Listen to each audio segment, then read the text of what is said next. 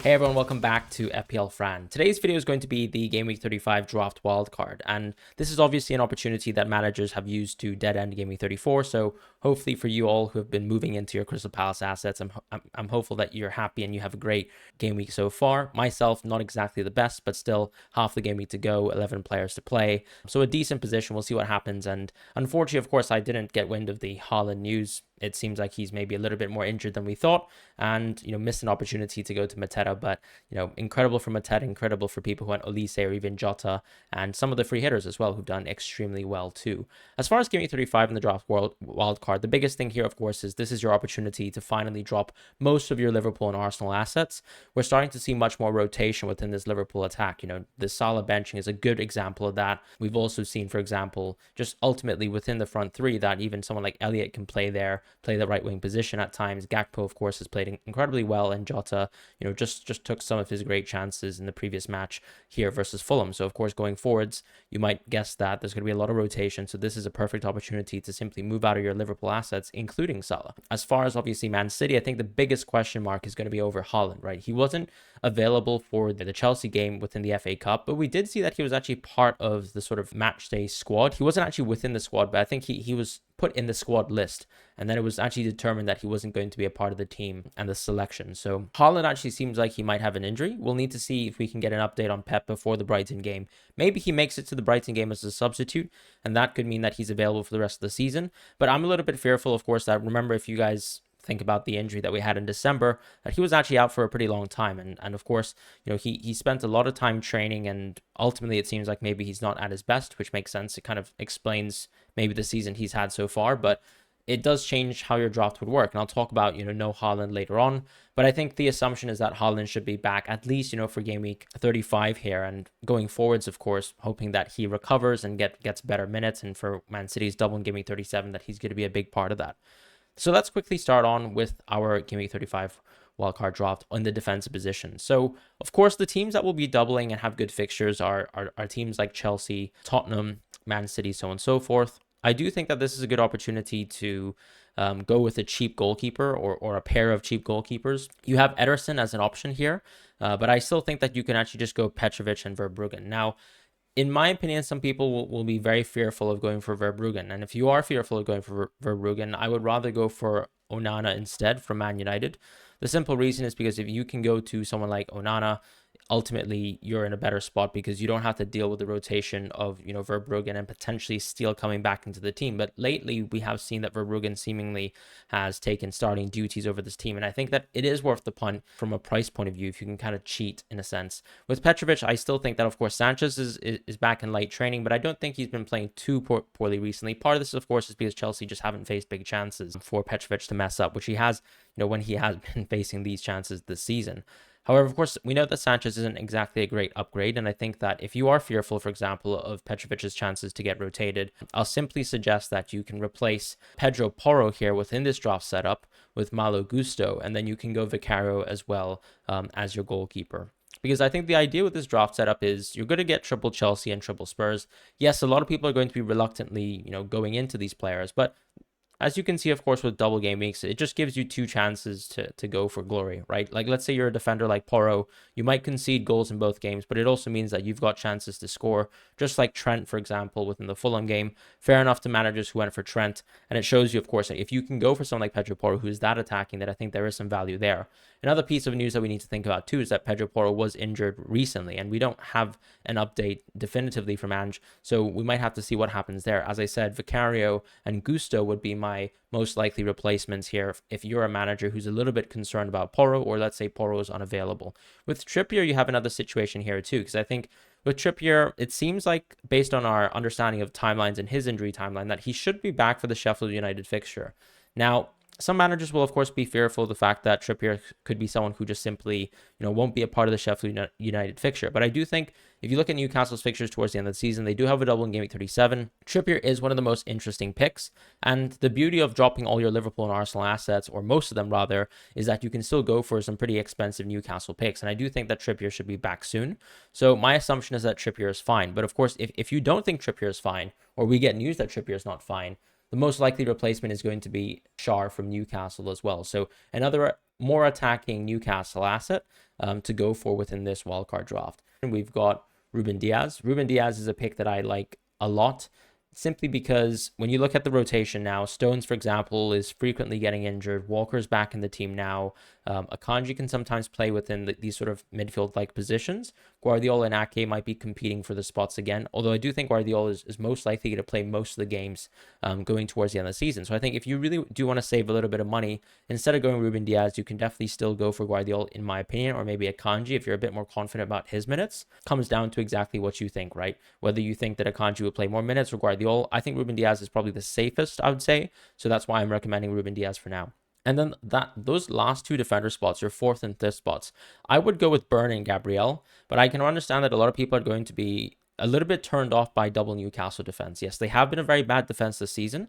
And I think if you don't like Burn, then the most likely option that you can go for is someone who's even cheaper, right? Someone like Van Heck as well. So I think that's totally fine. I understand if you don't want to go double Newcastle defense. And it probably means, of course, unfortunately, that you're going to drop one of Isak and Gordon. If you're in the camp of a type of player who doesn't really like the idea of closing yourself as an option off to Gordon, then I think that's fine. But you also have to think about the Spurs midfielders that we can get for Game Week 35. Because yes, of course, Newcastle have such a good fixture versus Sheffield United at home, but this is an opportunity, in my opinion, to simply drop Gordon potentially on the wild card so that you can play around with the midfield spots. And maybe you can bring back someone like Gordon on Game Week 37 instead, because I still probably prefer the Spurs double and giving two players the chance to play that double out over, let's say, Gordon this week. And when it comes to Bruno Fernandes, I would say within the midfield position that I'd still prefer playing him as well. So in the midfield, we are going to be playing Palmer, Son, Maddison, Fernandes, and we're going to have Foden on the bench. Foden on the bench is already an extremely tough call. Some people might actually want to play Foden. The biggest thing, of course, is it's dependent on Haaland, right? So this week, of course, your choice of whether you go for, let's say, Foden or Haaland is just coming down to whether Haaland's fit. And I think I like this wildcard drop because if you go for someone like Foden, in a sense, it feels like you can cover for that Haaland spot or what you're losing out within that Haaland spot. This is still a very good City fixture ultimately, so it's a good game week to have Foden as one of the options that you can play with, even if he has to be first on bench for yourself. So in the midfield, as I said, with Palmer, Son, and Brennan Johnson here. Brennan Johnson for me is the pick that I like a lot because for me, his minutes are very similar to Maddison's right now. Of course, Maddison is somewhat dealing with an injury. Maybe you could argue that his minutes are in a perfect world better than any other Spurs midfielder outside of Son. But what I would say about Brennan Johnson so far this season is that his underlying stats have been extremely, extremely good.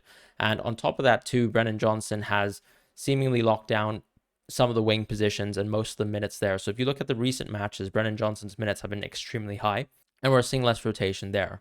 However, of course, I can recognize that a lot of managers are going to be turned off to triple Spurs. So as I said, if you prefer a setup where you, let's say, like an Anthony Gordon more, I think that's totally fine. You can forget about the Maddison spot, the Brennan Johnson spot instead, and you can just go for Anthony Gordon, move Burn to someone like Van Heck, as I mentioned, and you can continue to sort of manage your FPL team like so. The alternative as well is if you have extra money, we can talk about, a United defender as well, someone like potentially Dalot. The only thing I'd say about United defense is that they are a little bit expensive, and I think Newcastle defense is that little bit cheaper. And Trippier, of course, in my opinion, is still worthwhile, despite him being a lot more expensive, because, of course, you're getting the guarantees of all the set pieces and all these sort of open play actions that Trippier would be part and parcel to. So, in my opinion, in this draft, I would go Son and Brennan Johnson. I would like to maximize my doublers. That's just how I like to play FPL. The same way I recommended a free hit last week where everyone is a doubler. And I tripled up on Crystal Palace offense, within my draft recommendation. It's just something that I think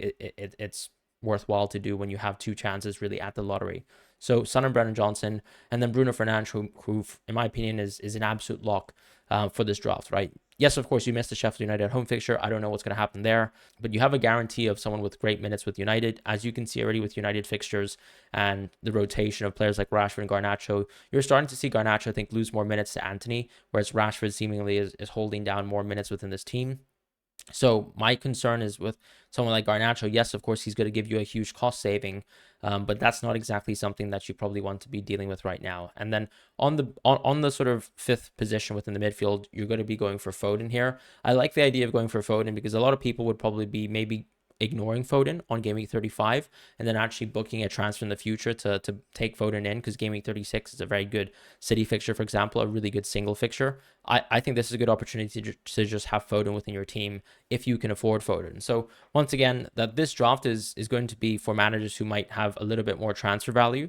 However, of course, when you can save money, or if you want to save money, as I said, you can go things like Vicario plus Gusto, which would save you a lot more money versus Petrovic and Porro. And of course, if you can't afford Trippier, or let's say Trippier's not available, you can go Schär. And this way, the draft would be much more affordable if you want to keep the structure of Palmer, Son, Brennan Johnson, Fernandes, and Foden, which I think is for me the best midfield right now. You can obviously replace, as I said, Brennan Johnson or Gordon, but that obviously is an expense. So if you want to save money in other positions and change your draft around, I think that's totally fine too. As far as the final forward spots, this is, my assumption is that Haaland is going to be fit for Game Week 35. If he's not fit for Game Week 35, but we expect that he'll come back in Game Week 36, it probably means that you don't want to book transfers in advance for Haaland. And because we also think that Salah's minutes are a little bit more suspect, or you don't really want Salah in general outside of Game Week 38, where he's going to be a huge differential captaincy, I do like the idea of simply having Haaland in your team. And because Foden exists, you can play 3-5-2 on Game Week 35 with no problems, right? That Haaland and Foden spot are effectively interchangeable for the purposes of your team selection in Game Week 35. So I like that. It's really strong. And then the forward positions who actually have great fixtures in Game 35 are both Isak and Jackson. Yes, of course, Callum Wilson is back. Yes, and Nkunku is in light training, and I think he might be coming back to the team soon. But I still think Jackson's minutes in the short term are going to be brilliant. And of course, if let's say Jackson's minutes are in danger by Game Week 37, I think your get out of jail free clause is going to be simply João Pedro, who will be available by that time. And I think that's totally fine to sort of have transfers booked in, because when you look at a draft like this, what's beautiful about Game Week 35 wildcard is that it's very hard to actually need or see the need to really book any transfers. So what I like about this draft here is that it feels a little bit impervious to transfers. And that's a good thing, because by the time we get towards Game Week 37, Game Week 38, we know that there are going to be injuries within the field. That just happens in FPL. It happens all the time. And another thing too is that when you look at, for example, Game Week 38, we just know that depending on the league positions, depending on the unique qualities of the last game of the season, you can see crazy things happen, right? Key players being benched, young players making their debut, things like that, or a certain old veteran player playing more minutes than they usually should. Those kind of things will always happen in Game Week 38. So another sort of additional benefit of Game Week 35 is that you will be looking at basically Game Week 38 with a lot of transfers. Maybe more transfers than the rest of the field, because a lot of people will be making transfers, like myself, of course, to strive for a really good bench boost on Game Week 37. Whereas, of course, if you can get to Game Week 37 right now with a team that already has a brilliant bench boost, then I think you're set. In terms of the defensive positions, just quickly going back to that, of course, Gabriel is a player who clearly isn't going to be bench boostable technically on Game Week 37, although Arsenal have, a decent fixture on paper. One thing I'll say is that Arsenal are just a brilliant defense. And so I would still like a piece of that defense. I find it hard to, for example, squeeze in a United defender or even a Brighton defender over Gabriel. So that's why I kind of have this love of Gabriel. He's the only player here who arguably could be replaced by Game Week 37. And that just depends on, of course, how Arsenal are progressing with their season, whether the title race is still open, which it is at this moment in time and as at the moment of this recording. So you can obviously change that spot, and that could be a transfer on Game Week 37 where you just simply move him to, a Van Heck or another doubler. So, for example, let's say a United doubler if you really want to go that direction. Another thing to mention too is, let's say if you choose to, for example, go for 2 Spurs, you can always go for a third Spurs player in Game Week 37. So if you choose to close yourself off to the option of going for triple Spurs now, I think that's nice, right? You have an option later down the line to go for a Spurs player, because Game Week 37, Game Week 38 are really good for Spurs, right? A great game to end the season, Game Week 38. So if you have, let's say, more information and maybe Spurs have a different lineup, a different starting 11 by that time, you can obviously make that final move there. So I think that is one thing to think about in terms of how you envision Spurs going forwards and how they, for example, progress on with their fight for 4th place, which is so much more important now than it was a week ago, given the change in sort of European coefficients with the Premier League. As far as, the team selection for this week, the team selection that I would be going with is like follows, right? And this, of course, depends on Trippier and Porro being fit. So I would go with Petrovic, Trippier, Porro, and Burn. So I would double up on the Newcastle defense. This is a great opportunity to play versus Sheffield United at home. So obviously Ruben Diaz will be on the bench, but he'll be second on the bench. In the midfield, I'll be playing Palmer, Son, Brennan Johnson, Fernandes. And then in the attacking positions, in the forward positions, I'll be going Jackson, Haaland, and Isak. Now, Foden will be on the bench, but as I said, it's very likely that maybe Haaland's injury is a little bit worse than imagined. So I would rather keep Haaland within my draft here and probably just have Foden as a first bench option. Such a good auto substitution. Of course, if we know a little bit better information about Haaland, let's say he's scheduled to come back on Gameweek 36, that's fine. I would just say put Haaland, at the back of your bench. That's not a problem. You can hold on to him, and you just have an amazing Foden fixture just to play, and you can play 3-5-2 in that situation. Captaincy and vice captaincy has to be between Palmer and Son. These are your penalty takers. These are the best options for this game week. I'm much more confident about Palmer right now than Son. We obviously look at these fixtures intuitively, and we can just say that Chelsea just have better fixtures. And also, I think we have much more confidence within Chelsea's attack, right? Udogie having a season-ending injury, I think, is massive for the ramifications in terms of how we interpret how good this Spurs attack will be. If Porro, for example, remains to be injured, which means that you'll be going for the Vicario plus Gusto variation of a draft like this, then of course you're probably going to be much lower as well on a team like Spurs. So I think it is justifiable to sort of wait for the Spurs news, see what Ange will confirm to us, because we already know Udogie's out for the season. But if Porro is out, of course, there's no decision really to be made. I think that it's hard to go for a differential captaincy for this week when Palmer, for me, is such a strong standout option as a captaincy. And that's pretty much it, right? Back of your bench this week will be Ruben Diaz, and then Gabriel as your sort of second and third bench options. And then Verbruggen will be on your bench as well. As I said, if you can afford a goalkeeper that's a little bit more expensive than Verbruggen, Onana is right there sitting as an option. And that's sort of the beauty of United, right? We don't really think that there are great picks outside of Bruno Fernandes, and that's totally fine because ultimately there are enough doublers and enough good teams to sort of put within your team that you don't really have to, maximize on triple United right now. Triple Newcastle is fine, triple Spurs is fine, triple Chelsea and triple City are also fine too. So this is the draft for Gameweek 35 wildcard. I'll probably post an updated draft because we'll find out some things over the course of this double game week, and I'm sure we'll also get some injury and sort of other updates from managers as we get the press conferences. So I'll probably look to make another updated draft video for you guys later down the line. I hope you guys have a wonderful double game week, or a better second part if you haven't had a great double game week like myself so far. Otherwise, take care and goodbye.